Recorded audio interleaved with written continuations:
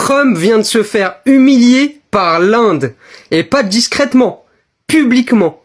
Il a déclaré fièrement devant tout le monde que le Premier ministre indien lui avait promis au téléphone d'arrêter d'acheter du pétrole russe.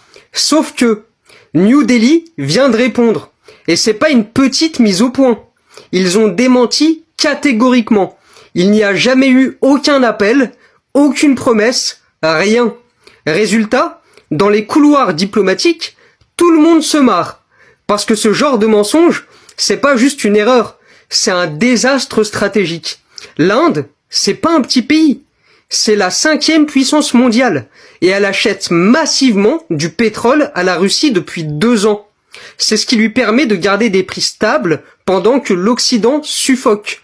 Alors imagine la scène. Trump veut faire croire qu'il a convaincu Modi, mais l'Inde le grille publiquement. Ça revient à dire au monde entier, on ne prend pas nos ordres de Washington. Et c'est là que ça devient dangereux. Parce que si l'Inde commence à douter de la parole américaine, d'autres pays vont suivre. Et une fois que la confiance s'effondre, même les alliances les plus solides commencent à craquer. Trump vient de se faire humilier par l'Inde, et pas discrètement, publiquement. Il a déclaré fièrement devant tout le monde que le Premier ministre indien lui avait promis au téléphone d'arrêter d'acheter du pétrole russe.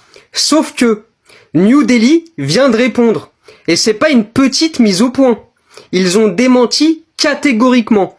Il n'y a jamais eu aucun appel, aucune promesse, rien. Résultat, dans les couloirs diplomatiques, tout le monde se marre.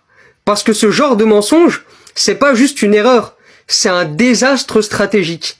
L'Inde, c'est pas un petit pays. C'est la 5e puissance mondiale. Et elle achète massivement du pétrole à la Russie depuis 2 ans. C'est ce qui lui permet de garder des prix stables pendant que l'Occident suffoque.